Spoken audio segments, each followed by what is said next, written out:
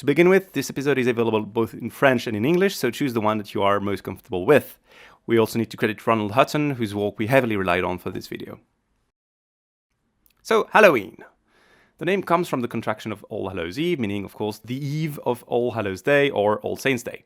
Hallow is an Old English word linked to sanctity, to the sacred, which you might remember from the 31st of December 2006 when the title of Harry Potter and the Deathly Hallows was announced and everybody on the internet turned into a linguist and semanticist and tried to understand what it meant. Thus, it's one of these holidays that's split between a Christian feast, well, two Christian feasts, All Saints' Day and All Souls' Day, on the 1st and the 2nd of November, and a more folkloric feast, Halloween, on the night of the 31st of October. With its ghostly image, one can wonder, are Halloween's roots in this Christian holiday, or are they to be found in a pagan festival, specifically the Gaelic feast of Samhain? Yes, it's Samhain, not Samhain. Celtic languages are not easy to transcribe, and we apologize for all coming mispronunciations. So the problem with the Celts, at least with the British and Gaulish Celts, is that because of a series of factors including the Roman invasion, colonization of much of the territories, the arrival of Christianity, and finally the Anglo-Saxon conquest of Britain, they didn't leave writings predating Christianity. So when we want to know more about their culture, we depend on Roman sources, which are not really objective, nor always accurate, Irish and Welsh medieval texts, who often are influenced by the Christian context in which they were written, and folklore collected over the last 3 centuries, which can only give a very rough picture of their culture's evolution, and only in the very limited perimeter of the British Isles and Brittany. Despite this lack of sources, there are many people today who rely on Samhain to prove the pagan origins of Halloween, and I think we can distinguish 3 major trends. The first are Christians, especially but not limited to evangelical Christians, for whom Halloween is a kind of pagan or satanic feast. We find echoes of this kind of moral panic in France, for example, with Damien Leguay's polemical pamphlet The Hidden Face of Halloween in 2002, reacting mainly to Halloween beginning to take hold in France and the rest of continental Europe as a children's holiday in the mid-90s. Second are neo-pagans, Wiccans and other New Age types who counter these attacks by insisting on the antiquity of Samhain to legitimize Halloween. In France, an example is this 2000 book by Jean Marcal, an enthusiastic Celtic revivalist often criticized for its, Celtomaniac lack of method. And third, fiction. Cinema and literature use Samhain as a dramatic device, especially in horror stories. And as you can imagine, it's not necessarily well done from a scholarly point of view. And it's with that last one that we're going to start.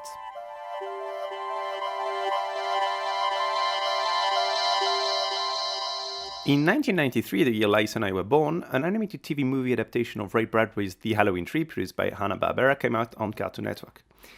It would often air around Halloween.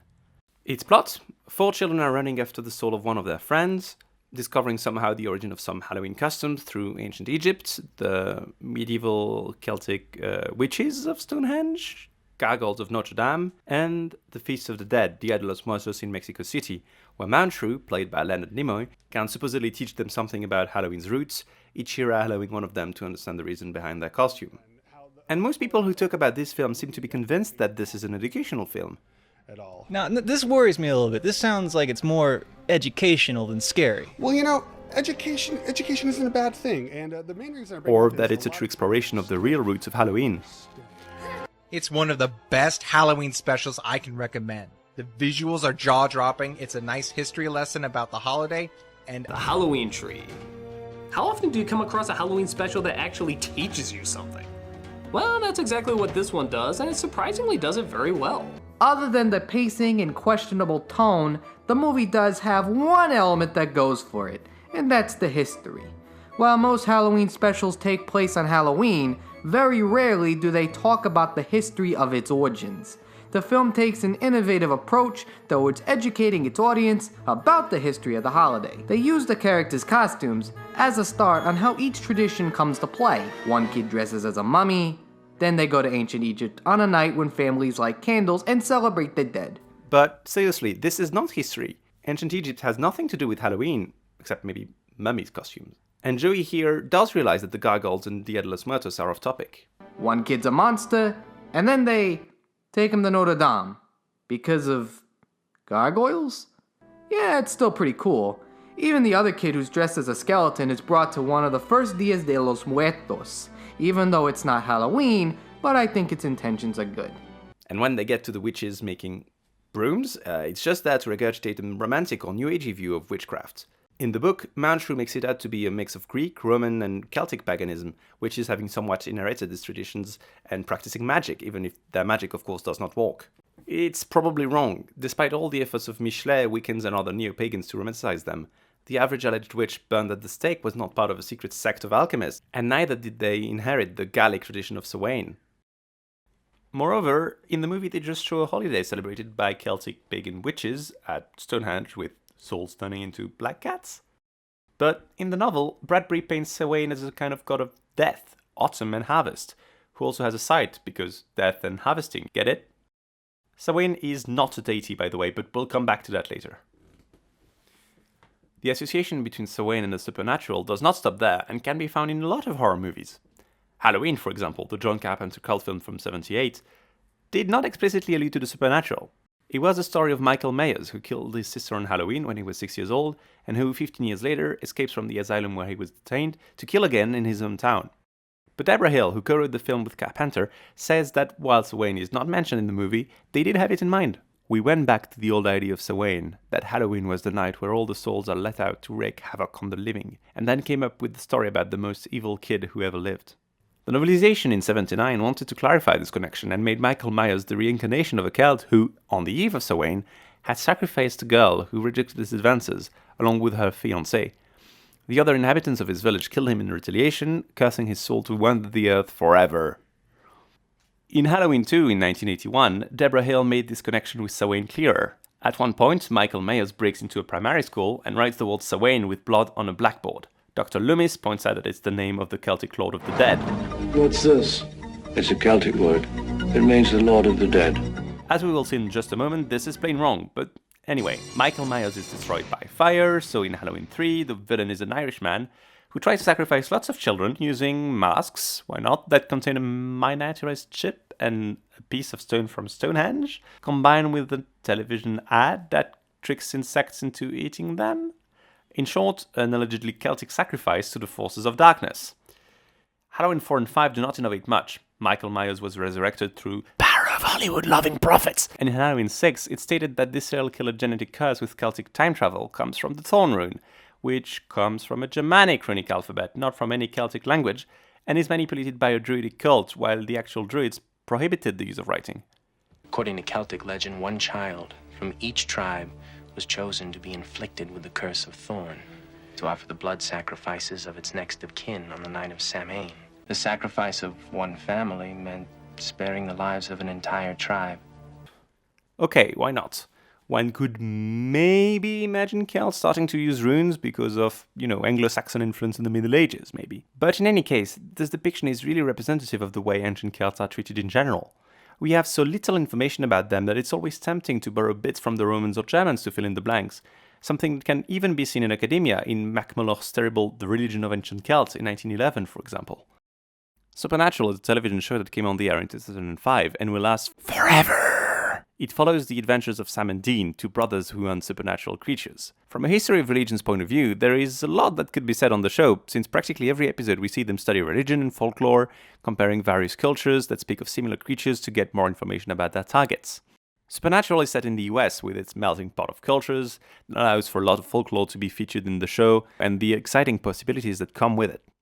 In practice, every monster is played by a guy in a suit, everything is solved by good old fisticuffs between guys in suits, or torture sometimes, and from season 4 onwards, everything is a demon versus angel thing. Christianity is the one true religion except for the parts about Jesus, which nobody wants to address because that would mean the Winchesters are not the center of history. And in that 2008 Halloween episode, they explained that the Feast of Samhain is named after a demon. Dean, Samhain is the damn origin of Halloween. The Celts believed that October 31st was the one night of the year when the veil was thinnest between the living and the dead. And it was Samhain's night. I mean, masks were put on to hide from him, sweets left on doorsteps to appease him, faces carved into pumpkins to worship him. He was exorcised centuries ago. The boundary between the world of the living and the dead would be thinner that day, and why not? The Celts were already celebrating Halloween, of course. They wrote masks to escape the demon Samhain, they carved pumpkins to... Wait, pumpkins? As in a vegetable that is native to the Americas and that the ancient Celts could not possibly have used? A similar mistake can actually be seen in the real Ghostbusters cartoon, where a Celtic spirit named Samhain, again like in Supernatural, is awoken, and he has a pumpkin head. I am Samhain. I am Halloween.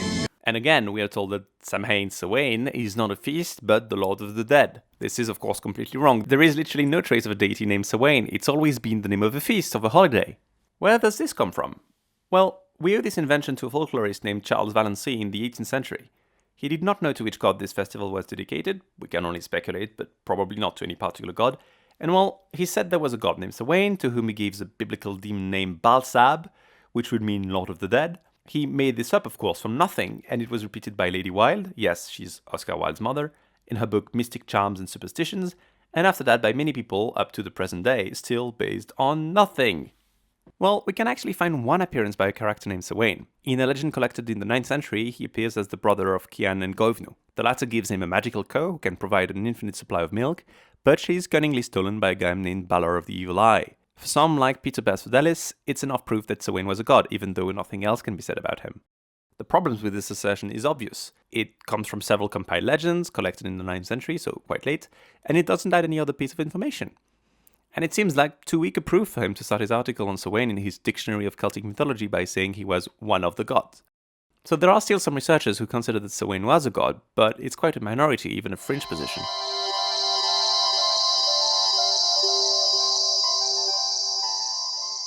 In the end, we cannot really blame the writers of Supernatural or Halloween, because the problem goes way back. Usually when you don't know much about a topic, you start with dictionaries or encyclopedias on the field in question, because they're often written by specialists, and they give you references to go further. It's never perfect, but it's at least a starting point. And if I try to summarize dozens of these dictionaries published in the last 25 years, they portray Samhain pretty much like these horror movies. Samhain is a deity, we saw that was erroneous, that it was a Celtic New Year, that it was the Day of the Dead, that it was the occasion for ghostly manifestations and an increased supernatural activity, that it was a special moment to get in touch with the deceased, that there was human sacrifices and bonfires, practices of divination, and other festivities. Some of these dictionaries are more skeptical or refute one mistake or the other, but it's still weird that they share the same portrayal of Samhain as horror movies, cartoons or TV shows, unable to pronounce the name right. So in this video, we're going to try to figure things out and see what we can find out about Samhain and the origins of All Saints' Day and Halloween.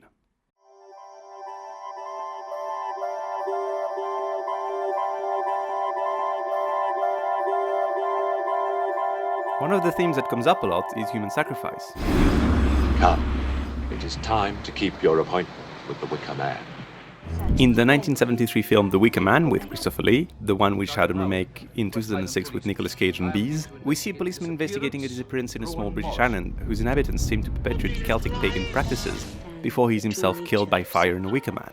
The film mixes a lot of folk elements that usually factor in the portrayal of Celtic paganism. A certain idea of sensuality, for example, the naked dancing amid standing stones, masks of animals, including of deers, etc, etc, etc.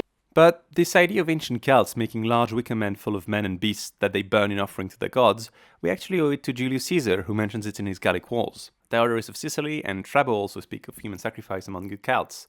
It is believed that many of these Greek and Roman historians actually drew from the writings of Posidonius and are questionable, but even the oldest historical reference to Celtic religion, Athaeus, mentions human sacrifice.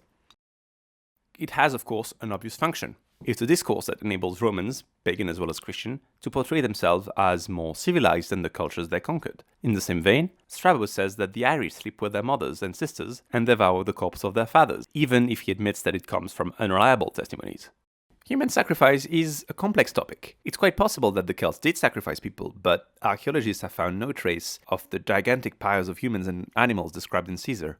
It's an accusation that tends to be linked to alterity, to otherness, to the other.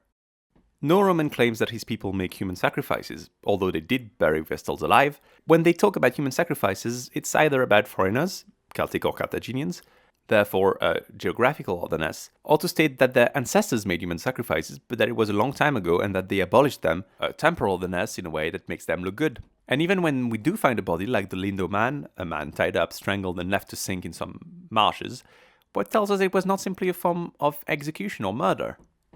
Nonetheless, some claim that Samhain would feature human sacrifices, or at least sacrifices. Bede says that the Anglo-Saxon month corresponding to November, Blood Monath, the month of blood, takes its name from the bloody sacrifices that were performed at that time. Because of that, Mark Out supposes that a very important pig sacrifice took place at Samhain.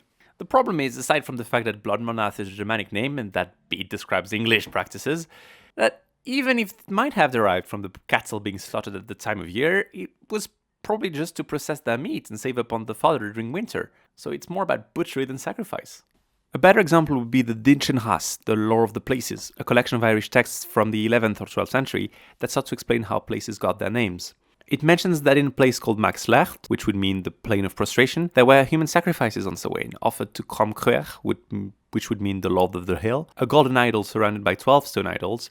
The pagans bowed to him so that their noses touched their knees and offered him their firstborn as sacrifice, shedding their blood around the idols in exchange for a good harvest of wheat and milk, at least until St. Patrick allegedly put a term to these practices. But as Jacqueline Boursier of the University of Amsterdam explained, this story is probably not historical. First, we do not find the story of human sacrifice in the confession that was supposedly written by St. Patrick himself in the 5th century, nor in the Collectanea, traditions of the life of St. Patrick compiled by the Bishop Tirechan at the end of the 7th century. The idol Cromcruer does appear in some ulterior lives of St. Patrick, but still no human sacrifice until the Dictionaries. The second point is that these idolatry sacrifices look a lot like some passages of the Old Testament which describe human sacrifices to Moloch or Baal, and the vocabulary that was used even resembles the Vulgate translation. So we can conclude that in trying to reconstruct their pagan past, the Irish filled the blanks using the stories of the Old Testament that warned the people of Israel with whom the Irish identified. And what did the heathen do back then, you ask? Well, human sacrifices, of course. And that's probably how we ended up with the story of human sacrifices taught by St. Patrick, although the process seems to be a bit more complex. If you're interested, I would recommend reading Boursier's article on the topic.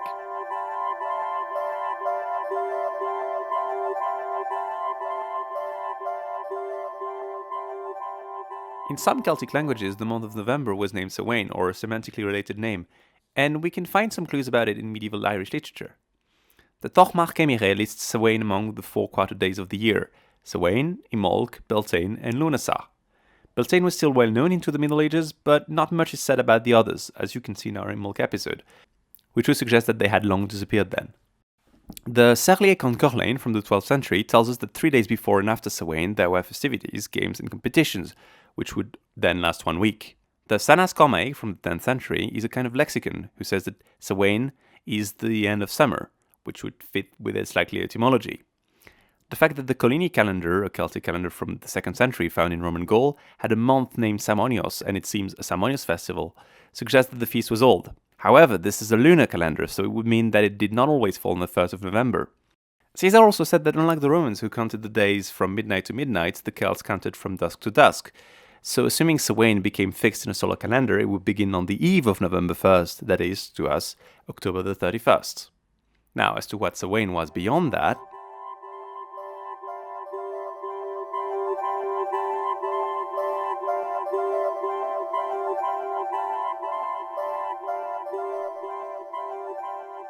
many people, and in particular the folklorist John Rhys, theorized that Samhain was the Celtic New Year. Rhys had noticed that on the Isle of Man, some people, well, at least some elderly guy he found there, treated November 1st as the New Year. In the old days, some bills were paid at this date, and some would even call it Hogmanay, a word still used in Scots to mean New Year's Eve. That's not unreasonable, after all, it was the first of 4 dates listed by the Tochmach Camille. And as Rhys noted, there's a few New Year rituals on this day in the Isle of Man, which is still Celtic in ancestry, even if he himself remarked that it was possible that they had only recently been transferred from the 31st of December or the 1st of January. But we also have good reason to believe that Beltane was the beginning of the year. One theory, relying on the Coligny calendar, is that the year was actually divided in two, Samhain marking the beginning of the cold half, while Beltane marked the beginning of the warm half. A counter-argument to Rhys is that it's very common for people to use different calendars for different purposes.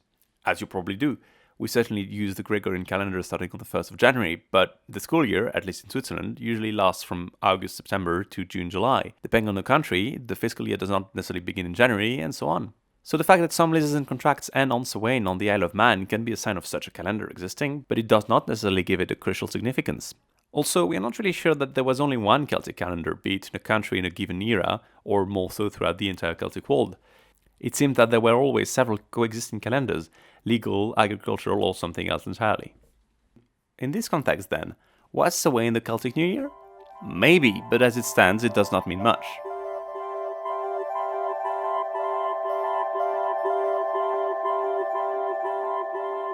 Among other sources, John Rhys relied on a 17th century account by Geoffrey Keating, who explains in his History of Ireland that on Samhain, everyone had to extinguish the fire they had at home on penalty of fine. The druids would then gather on a hill named Tlachtga, or Tlachtcha, where they would light a bonfire and make sacrifices to their gods. Everyone would then come to the hill and bring back fire to rekindle theirs. Beyond the fact that the ritual hardly seems practical if the whole country is to come and get fire back from the same hill, and that it implies a degree of religious centralization in Ireland that goes against everything we know about the era, Keating does not even give a source. Relying on this account, even though it cannot really be taken at face value, James George Fraser made it one of his fire festivals. He reconstructed an entire calendar of fire festivals at the solstices, equinoxes, and halfway between them. Despite this lack of evidence, many researchers after him, as well as neo-pagans, would adopt this Celtic calendar. For him, bonfires mostly had purifying virtues, but sometimes they could represent the sun or help the sun in its course. In this respect, traditions of Halloween fires can mostly be found in 3 places. The first in central and North Wales, second in the districts around the Highland Line in Scotland, and third on the Isle of Man, where in 1845 it was said that in olden times people built fires named sow-in to scare away witches. The problem is, one, that as the index of Fraser reminds us, people make bonfires all the time, so it might not be that significant. And 2, these fires were virtually absent from regions of the British Isles usually deemed Celtic, being the rest of the Scottish Islands, the Hebrides, with the exception of the Isle of Skye at the later date of 1923, Cumbria, Cornwall, even Ireland. In this last case, they can be found in Dublin and Protestant parts of Ulster, probably due to many Scottish immigrants there. But Fraser himself was somewhat puzzled that this practice would be absent from everywhere else in the major Irish folklore collection of the 9th century.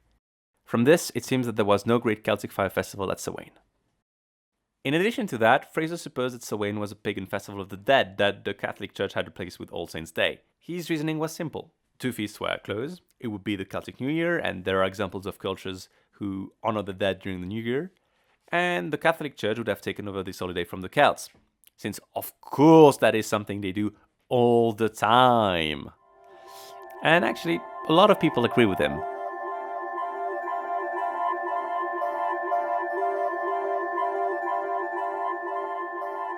But as Ronald Hutton reminds us, the reality is much more complex. First, the divisions of the English year appear to be rather Anglo-Saxon, so Germanic rather than Celtic. Second, All Saints' Day, as its name clearly indicates, is not really a feast of the dead, but a celebration of saints. And around the Mediterranean, in the second half of the 4th century, we see a multiplication of this kind of celebration, commemorating the Christian martyrs killed by pagan emperors. Saint Ephrem the Syrian, who died in 373, mentions one such celebration on May the 13th in his Carmina Nisibena. In the 5th century, Syrian churches had one during Holy Week, and the Greeks prefer the Sunday after Pentecost, thus we have varying dates. Rome favoured May the 13th, which was made official by Pope Boniface IV in 609, when he consecrated the Pantheon to all saints. But around the year 800, we see that Germanic churches, so in England and Germany, prefer the date of November the 1st. It appears, for example, in the later copies of Bede's Martyrology. The holiday was then allegedly generalized under the Emperor Louis the Pious in 835 at the instigation of Pope Gregory IV. Was this set up to replace Samhain? Well, in support of this theory, we can point out that there were influential Irish monks and missionaries in this region, for example St. Columban, who founded many monasteries, and the idea is that they would have spread an Irish custom. Except that we have evidence that All Saints' Day cannot come either from or even to Ireland. We know from 2 calendars, the Fellere of Ingus and the Martyrology of Talar, that in Ireland, around the 9th century, saints were in fact commemorated on April the 20th. So it's not necessarily clear why November 1st was chosen instead of a date in April or May. Samhain may have played a role to some extent, but that date clearly came out of the Germanic world, not the Celtic world. We can speculate that one problem with these dates in April or May is that they can get too close to the movable feast around Easter. That holiday, at least in the West, falls between March 22nd and April the 25th, so the Ascension follows between April the 30th and June the 3rd, and Pentecost between May the 10th and June the 13th. So it could mess up the liturgy a bit if a Feast of the Dead were to fall in between them. So, outside of the Annunciation at the very beginning of the cycle on March 25th, there is no major fixed feast in this part of the Catholic liturgical year. As for the Day of the Dead as such, known as All Souls' Day, or officially the commemoration of all the faithful departed, at least to Catholics and Anglicans, it only appears later. It's supposedly Odilo, abbot of Cluny around the 10th, 11th century, who created a day commemorating the dead in all the institutions attached to Cluny, but the exact date it was celebrated at the time remains unclear. In any case, it ended up being set on the day after All Saints' Day, so November the 2nd. We can try to guess why. First, All Saints' Day bears a fairly obvious relationship with death, since many saints died in martyrdom, which is why it is commemorated on that day. Moreover, during the Middle Ages, with the development of the hell, purgatory, heaven dogma, saints started to become intercessors, intermediaries, who could be called upon to help the souls of the deceased. Of course, All Saints' Day and All Souls' Days are not necessarily distinct in most people's mind. In France, more often than not, the dead are honored on the 1st of November, which is a public holiday.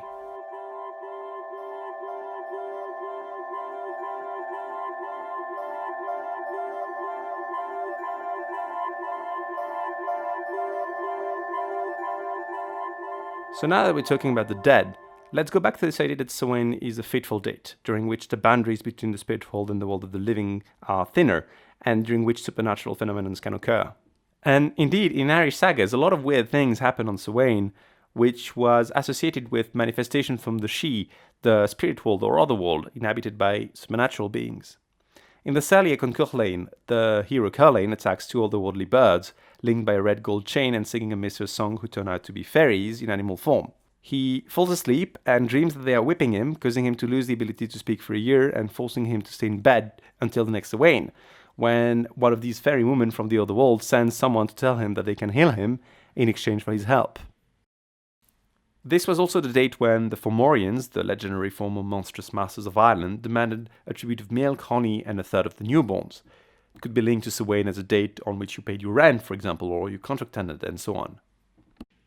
One explanation for the numerous occurrences of Samhain in Irish medieval tales would be that it's a recognizable date, during which there were regular festivities. In the same way, in the Arthurian legends, stories often begin on Pentecost, often called Whitsunday, Christmas, or even Easter, since all the characters can be reunited for a banquet at Arthur's court, which makes for a natural starting point.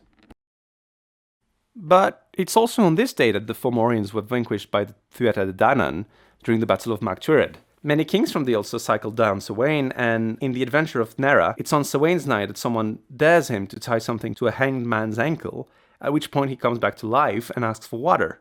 Nera's adventure continues with him having a vision of his town on fire, filled with dead people, and a woman warning him that it's going to happen next Samhain unless his people and him destroy the Sidhe army hidden in the hill of Cuaran. We also have the tale of some sort of three-headed vulture coming out of its cave on this night to wreak havoc with hordes of devilish creatures, and so on. This idea of Samhain as a literary device to gather all characters cannot explain all these ghostly or monstrous apparitions. So scholars like Geoffrey Gans, Frances McKenna, or in France, Marie-Louise Sjöstedt or Françoise Leroux consider that Samhain is indeed an ominous date when manifestations from the other world, the Sidhe, increase in intensity and frequency. And this ominous dimension seems to be reflected in folklore. To quote only a few examples, in some places, food offerings were left on that date. They could be implied to be for the dead or for fending off witches. On the Isle of Lewis in the 17th century, local priests reported to have abolished a pagan ritual. Namely, sailors would go on the edge of the waves, kneeling on the sea and imploring a spirit named Johnny, or Shonny, or Johnny, for a good catch next year by pouring a bowl of ale in the sea. They then went to sit in silence in a chapel and later went to make merry in the fields.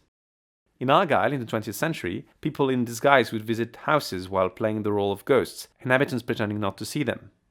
In the 19th century, at Longreach Fell in the Lancashire Pennines, it was customary to ascend on a hill from 11 o'clock to midnight, with a lit candle in hand, and if it were to go off, it would mean a witch had done it, which would mean bad luck for you, but if it were to stay lit, you were safe.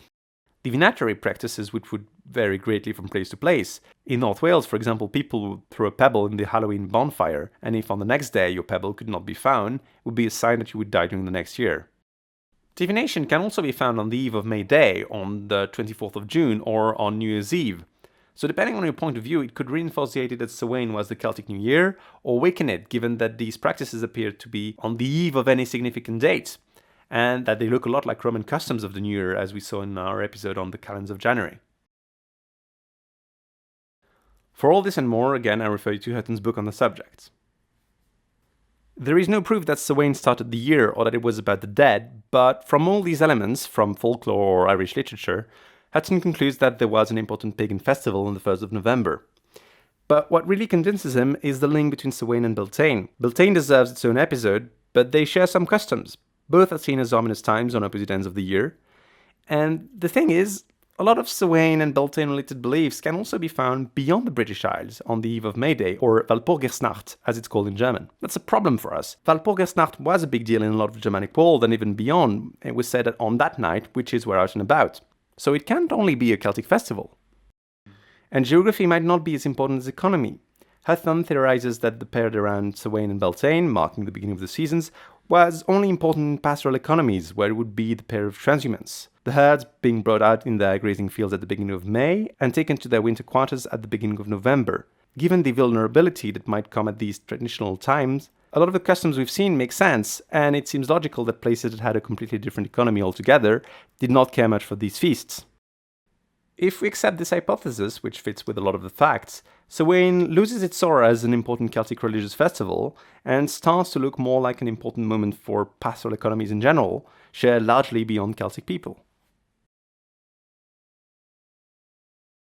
So we've talked about traditional folklore and practices, but when we talk about modern Halloween traditions, you're certainly thinking of two of its most emblematic elements. Trick-or-treating, going from door to door in disguise to ask for candy, unleashing various tricks on the neighbor that would not comply, and the jack-o'-lanterns, faces carved in pumpkins to be used as lanterns. You might be surprised then to learn that there is actually a very strong case for these practices to be entirely linked with Christian concepts of death and the afterlife.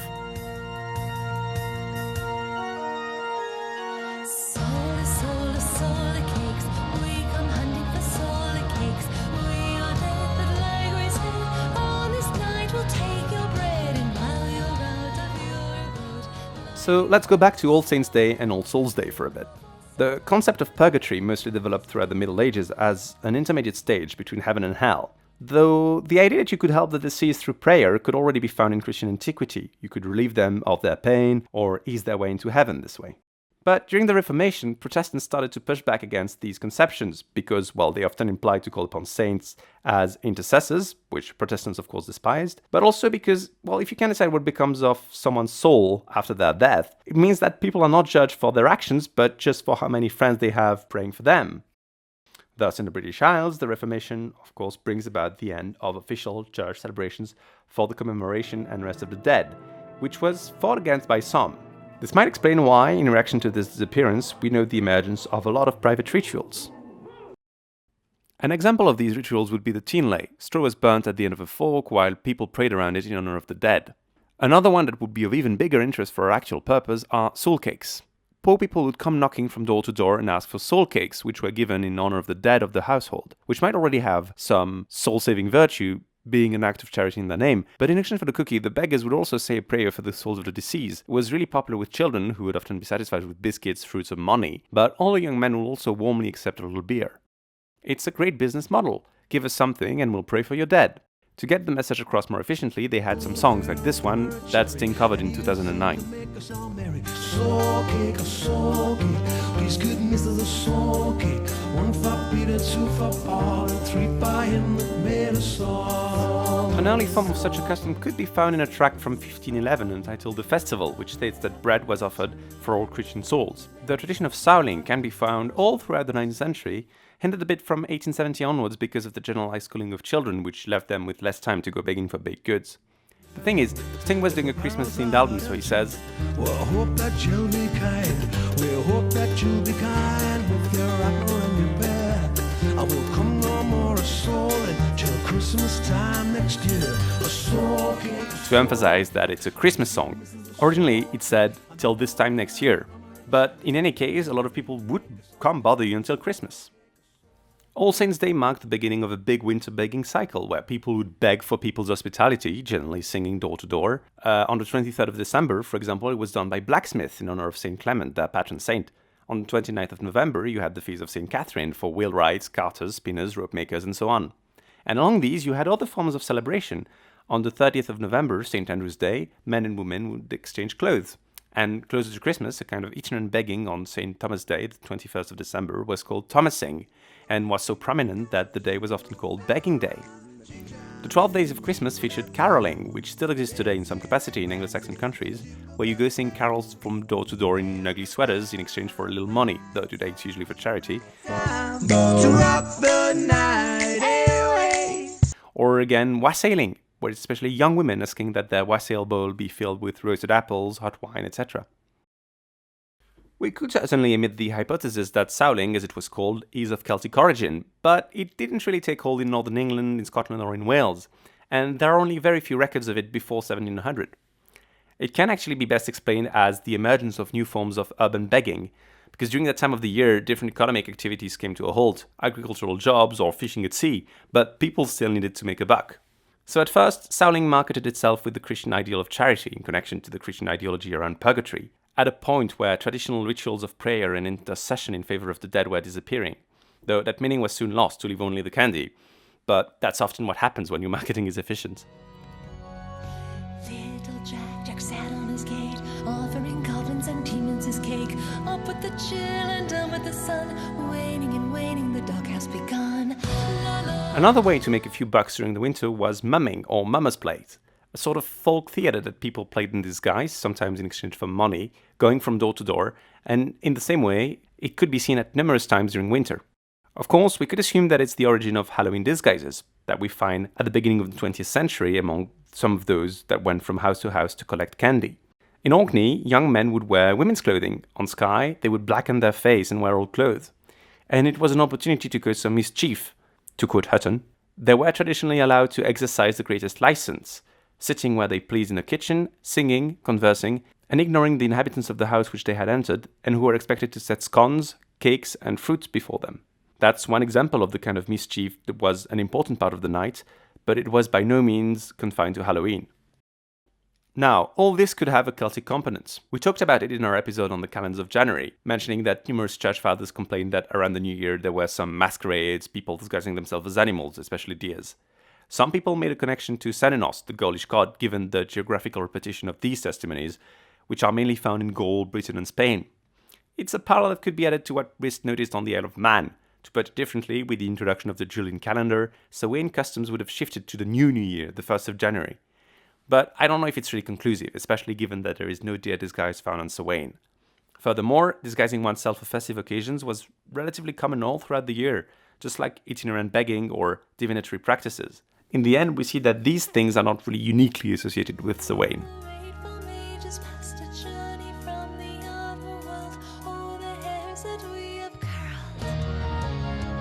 All this brings us to jack-o'-lanterns, which are clearly associated with that time of the year. In Ireland, they were traditionally carved from turnips, but the custom can also be found in Sutherland, in the north of Scotland, or in Somerset, in England, where they were called punky and Halloween called punky or spunky night.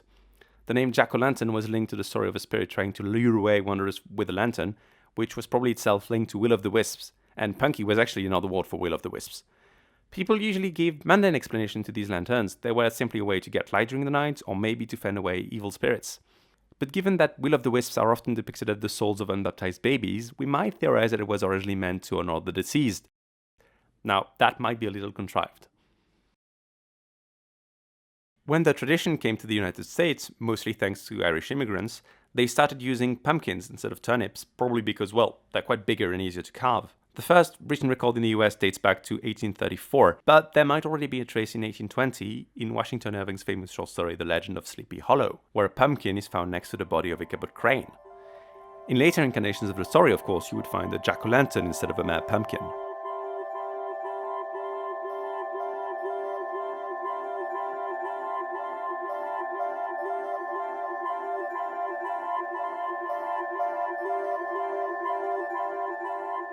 One factor in the diffusion of these traditions was the Great Famine in Ireland between 1845 and 1852, which caused massive emigration of Irish people to the rest of the British Isles, and especially to the United States, where Halloween would become hugely popular and where all these elements would combine in the 20th century to form the holiday we know. And from the United States, it would be exported again to continental Europe. Now, you could see Halloween in the Anglo-Saxon media that was consumed in Europe, of course, but it was not really well known back then, to the point where if you search for mentions of Halloween in European newspapers before the 90s, most of them are about the John Carpenter movie, which thus needed a different title when it was translated into French. It became La Nuit des Masques, Night of the Masks. Or they speak of Halloween in a purely Anglo-Saxon context. And between 94 and 96, the holiday started to manifest itself. If you look at Switzerland and France, it might have been helped by some marketing operations, like France Telecom giving away pumpkins in 95, or some tobacco brand giving away cigarettes on the night of Halloween in some Swiss nightclubs. So its propagation might have been helped by business-minded people looking for an opportunity to sell stuff during a part of the year that was, well, traditionally more or less off-peak, except maybe for florists, which is also part of a broader American cultural influence in a way. But it's often seen as an American thing, and it hasn't really catched on in a lot of places.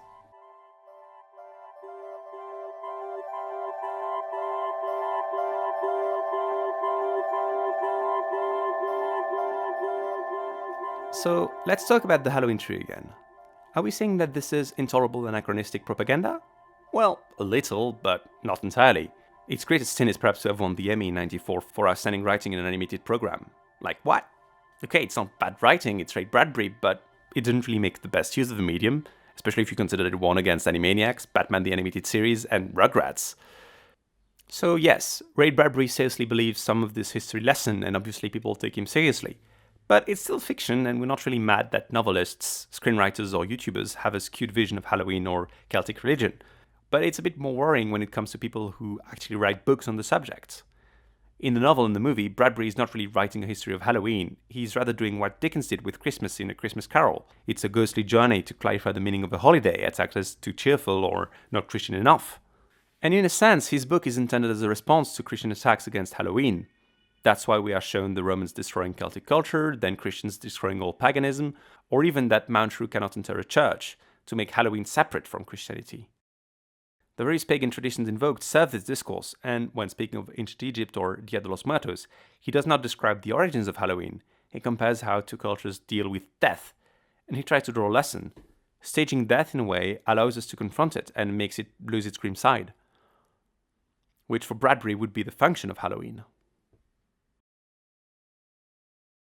And of course, some Christians are annoyed Halloween eclipses All Saints' Day, but even though early Christians were quite vocal in their fight against paganism, there was a certain tolerance towards practices regarding death. One could cite, for example, the Roman tradition of eating with the dead, and involve them in the meal by pouring food into holes in their graves, which was called the refrigerium, and lasted quite a long time into Christian antiquity. But, maybe more importantly, there is a passage that I find quite significant in the life of Saint Martin of Tours. He sees a procession in the distance, people carrying something wrapped in white sheets, battered by the winds. Suspecting that it's a pagan ritual, he orders them to stop with his saint superpowers. And they actually find themselves unable to advance. So they drop what they're carrying, and Martin realizes that this is not an idol, it's a corpse. It was a pagan funeral. And when he realizes that, well, he lets them go.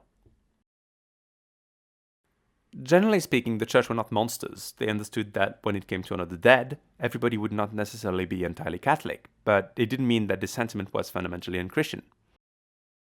In conclusion, I would say that it's often impossible to distinguish Christian folklore from surviving pagan traditions, and that distinction doesn't always make sense anyway. But no matter how much it bothers Christians or neo-pagans, all we can guess about sow-in from folklore is intertwined with the Christian Feast of the Dead, and has been for over 1,000 years. So maybe we could stop twisting the history of this holiday in order to attack Christians, and maybe instead of saying that it's a satanic pagan festival, Christians might try to incorporate it into their celebrations of All Saints and All Souls Day, drawing inspiration from the practices of charity and prayer for the dead that gave birth to these customs in the first place. Who knows? Maybe everyone could benefit from it.